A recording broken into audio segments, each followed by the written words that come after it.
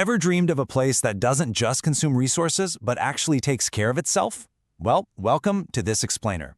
Today, we're going to completely flip how you think about architecture.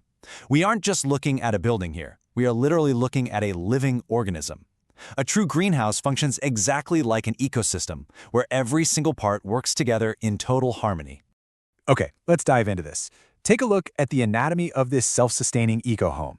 At first glance, it just looks like a gorgeous modern house, right? But as you look a little closer, you start to see this massive, complex network of interconnected systems. The big idea here is simple, but honestly, it's pretty profound. Sustainable homes act as holistic, living ecosystems. It's not just about, slapping some solar panels on a roof and calling it a day.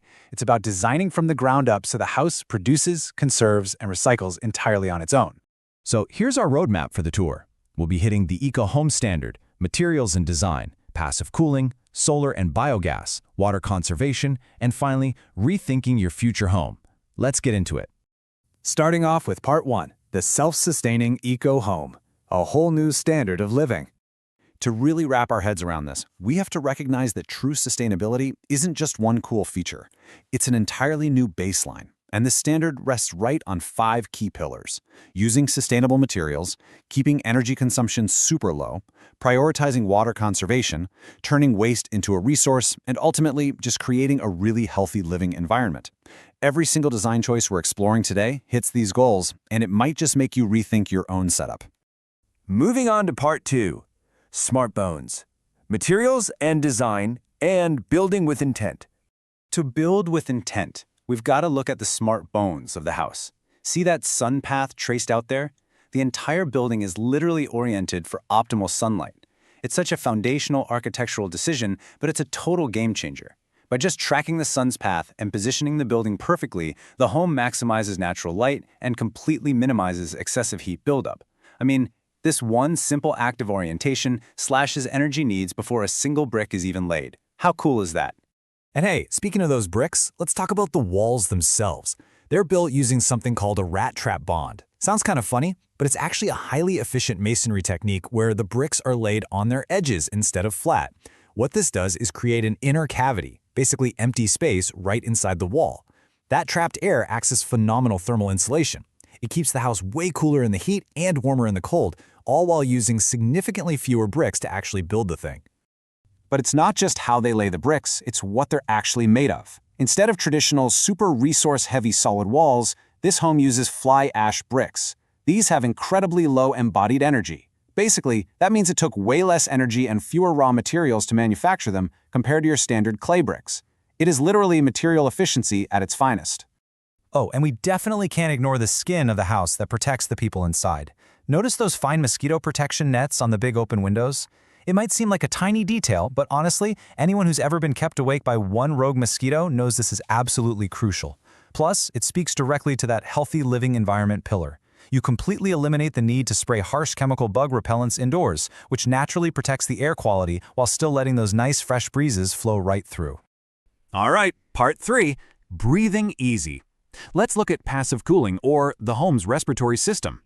Let's move up to the roof. The secret to how this house basically breathes and keeps itself cool without running massive energy-draining AC units is this right here.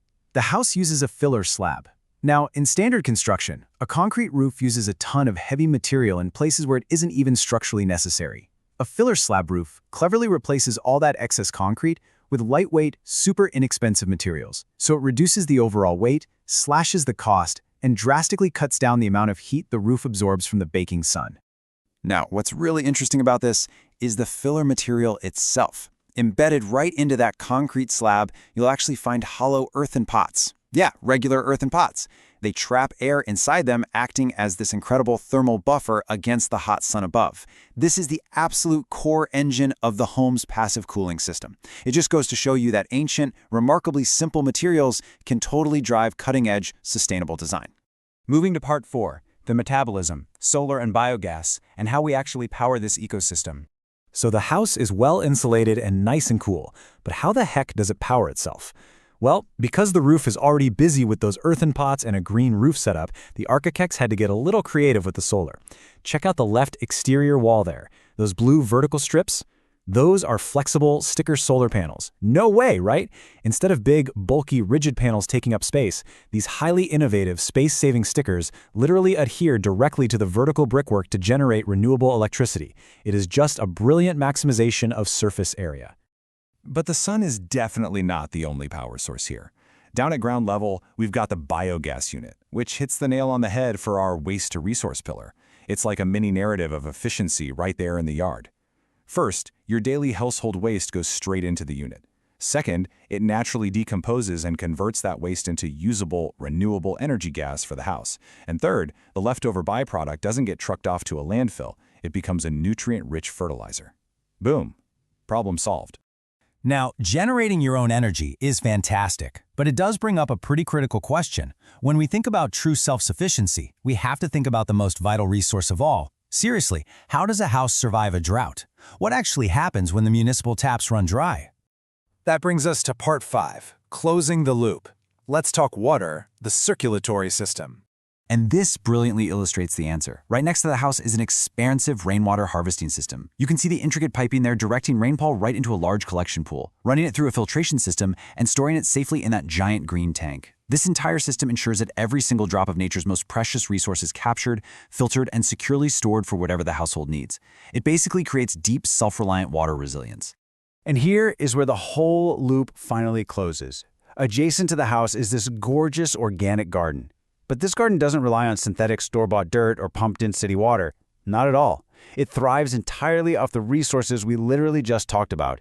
It's fed by the nutrient-rich fertilizer straight from the biogas unit and hydrated by the collected water from the rainwater harvesting system. The home is literally feeding itself. Finally, part 6, rethinking your future home. Let's put it all together. We've looked at the bones, the lungs, the metabolism, and the circulatory system, and when you zoom out and look at the whole shebang, it's just a marvel. From those fly ash bricks and the rat trap bond walls lowering the embodied energy, to the flexible sticker solar panels generating power on the walls, right up to that filler slab roof with earthen pots keeping everything breezy, every single element is working together perfectly. Add in the rainwater harvesting, the mosquito nets protecting the family, and that awesome waste-to-biogas system, and you realize something pretty quickly. This isn't just a house, it's a highly tuned, living, breathing ecosystem. Which leaves us with this final thought. We've seen today how architecture can completely shift from being a massive burden on resources to being an independent, self-sustaining provider. So you really have to ask yourself, as we look toward tomorrow's challenges, if your home isn't giving back to the earth, is it truly built for the future? Thank you so much for exploring this fascinating topic with me. Keep learning, keep questioning, and I'll catch you in the next explainer.